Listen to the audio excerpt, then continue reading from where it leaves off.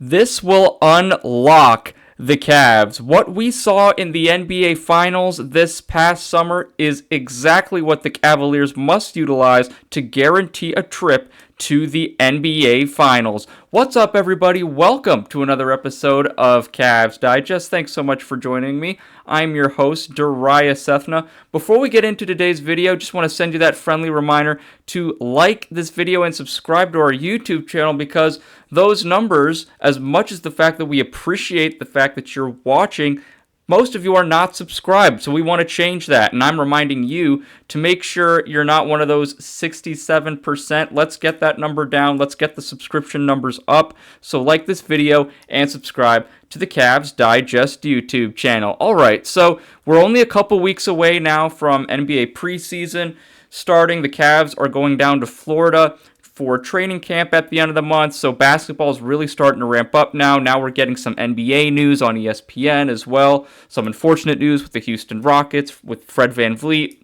Different story for another day. But ultimately, basketball is right around the corner. That's what's important here. And kind of looking now into the X's and O's of things as Cavs basketball gets underway here in a couple of weeks. There was a recent article that I was looking at about the Cavs and what they can do to get to the NBA Finals. But there's a formula in place, and we've seen it in the modern NBA now. And it's really with the two teams. One, as you see in the headline there, the Indiana Pacers and the Oklahoma City Thunder. Going to get into those two teams and how the Cavs can implement what those two teams did into their system to all but guarantee a trip to the NBA Finals. So it's safe to say, Matt and I have been talking about this throughout the summer. The Cavs certainly were outpaced, and quite literally. I don't just mean that as a pun. They were literally outpaced by the Indiana Pacers. The Pacers were the faster team. They were also the tougher team, the smarter team, and the more clutch team down the stretch. And that's ultimately what killed the Cavs in that quick playoff series back in May. So kind of looking at all of this, the Pacers, obviously, the reason they were such a fast team was because of the guy you see in the picture there. Their star point guard, Tyrese Halliburton, unfortunately will be missing this upcoming NBA season, the entirety of it, due to Achilles tear.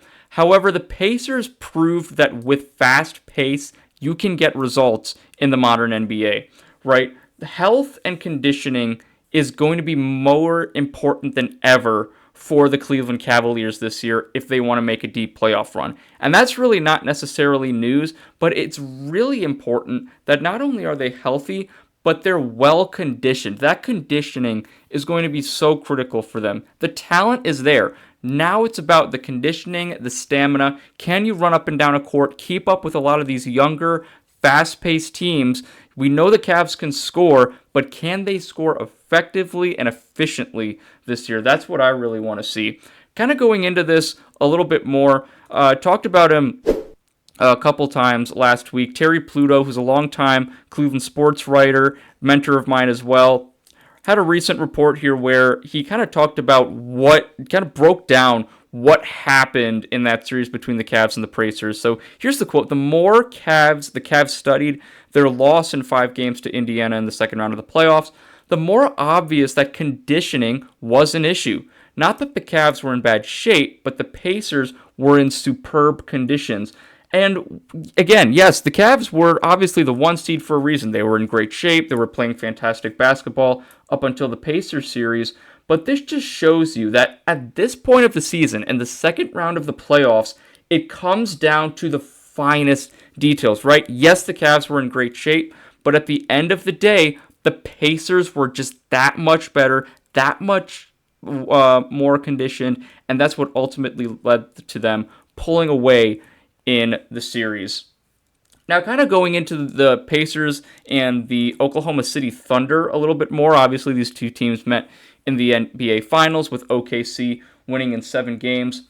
Here's the interesting stat. So the Thunder and Pacers, respectively, were the second and third fastest paced teams among the postseason draw, right? So OKC and Indiana right there in the top 3 in terms of pace. Memphis was number 1, but really all they have is Ja Morant and Jarrett Jackson Jr., and they got bounced early by the Oklahoma City Thunder. So Memphis was number 1, but again, it shows that OKC, Indiana, you run up and down the court, you have a chance to tire out your opponents and get efficient, quick buckets. Going over how that kind of impacted the Cavs real quick here. So the Cavs in this past season's playoffs were 6th amongst the 16 playoff teams in terms of pace. They were 10th during the regular season. Now the Pacers and Thunder were not only they were obviously top 3 in the postseason, but they were also top 10 in pace during the regular season. So their play in the regular season carried over into the postseason efficiently. And that wasn't really the case for the Cavs, right? They were playing one style of basketball in the regular season, and then come postseason, it was a different brand. They just weren't healthy. It didn't seem as crisp, as fluid as we saw in the regular season. Moving on here a little bit as well, what stood out to me when analyzing these two teams and going into this formula a little bit more, each of these NBA Finals teams had a dynamic backcourt, with players who had special attributes. You obviously look on the left there with Shai Gilgeous-Alexander and Jalen Williams, two guys who are creative scorers. Obviously, leadership is a big key. They're going to lock you up on defense, at least give you effort, and they're guys who can just go out and get buckets, right? So a dynamic, efficient backcourt. Then, talking about efficient, how about Tyrese Halliburton and Andrew Nembhard, right? Andrew Nembhard really not, who we would maybe consider the criteria for an all-star, but he's certainly a vital piece on this Indiana Pacers team. Was vital in their run to the NBA Finals and is going to be vital this year with Tyrese Halliburton missing the entire season.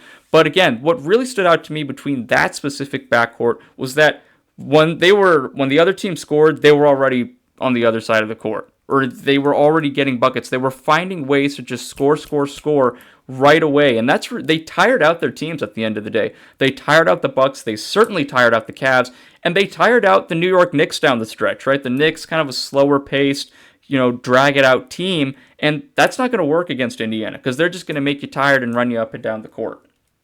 And kind of tying this all back into how this works for the Cavs, what's this going to mean for their backcourt in Donovan Mitchell and Darius Garland?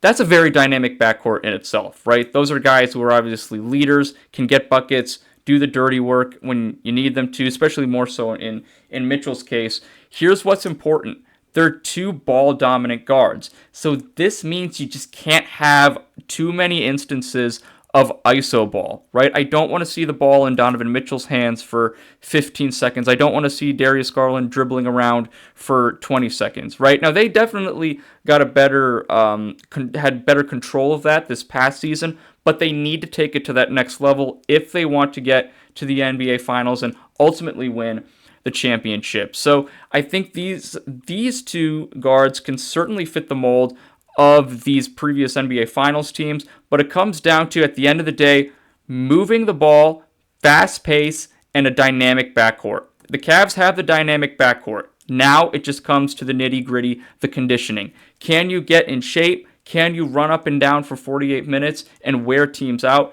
That, to me, is how you win in the modern NBA. And then, of course, great shooters, which the Cavs also employ, as Matt and I have talked about over the summer.